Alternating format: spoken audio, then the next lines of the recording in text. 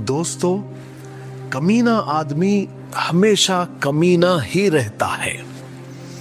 वासिफ अली वासिफ कहते हैं कि एक मर्तबा एक गिद्ध और शाहीन साथ में ही बुलंद परवाज हो गए। बुलंदी पर हवा में तैरने लगे। दोनों एक जैसे ही नजर आ रहे थे, अपनी बुलंदियों में मस्त थे, जमीन से बेनियाज, आसमान से बेखबर, बस मसरूफ परवास।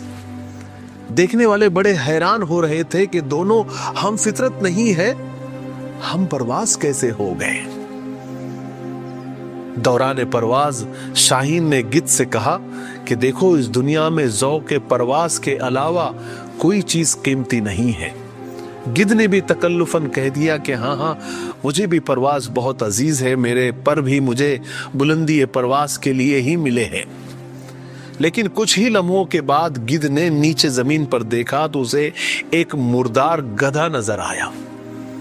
उसने शाहीन से कहा कि जहन्नम में गई तुम्हारी बुलंद परवाजी और बुलंद निगाही, मुझे तो मेरी मंजिल पुकार रही है। इतना कहकर गिद्ध ने एक लंबा होता लगाया और अपनी मंजिले मुर्दार पर आ गया, जैसे कि अपनी औकात में आ गया।